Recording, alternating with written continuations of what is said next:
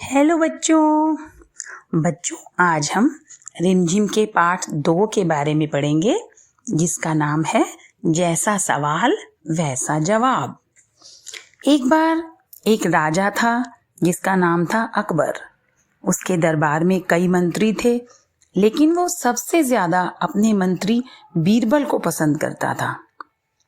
इसी वजह से बाकी दरबारी बीरबल से जलते थे। वो बीरबल को मुसीबत में फंसाने के तरीके सोचते रहते थे। राजा अकबर का एक खास दरबारी था जिसका नाम था ख्वाजा सरा। उसे अपनी विद्या और बुद्धि पर बहुत अभिमान था।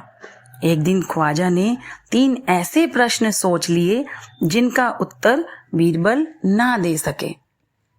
वह राजा के पास जाकर बोले, आपको लगता है कि बीरबल बहुत बुद्धिमान है, तो आप उससे कहिए कि मेरे 3 सवालों के सही सही जवाब दे।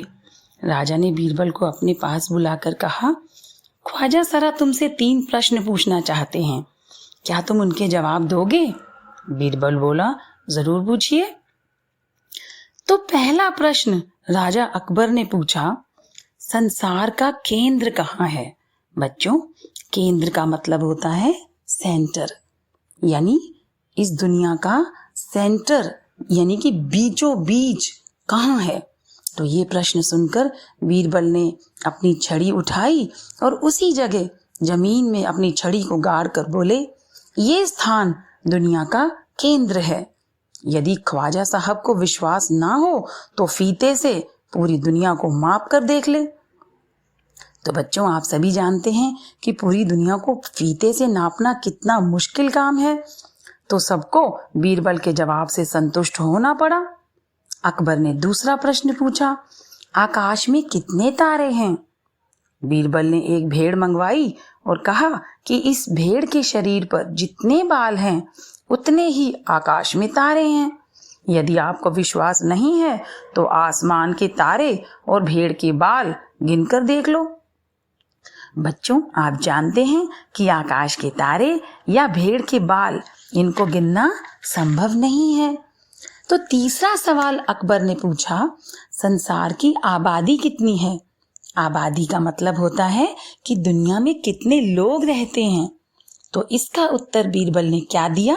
वो बोला, महाराज, संसार की आबादी तो पल पल घटती बढ़ती रहती है, क्योंकि कभी कोई जन्म लेता है तो कभी कोई मरता है।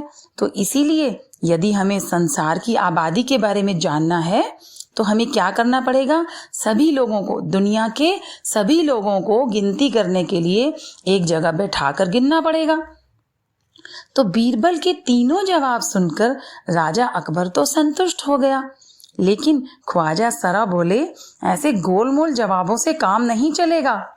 तो बीरबल क्या बोले? बीरबल बोले, ऐसे सवालों के ऐसे ही जवाब होते हैं, क्योंकि तुम मेरे जवाबों को गलत साबित नहीं कर सकते हो। इसलिए जैसा सवाल वैसा जवाब।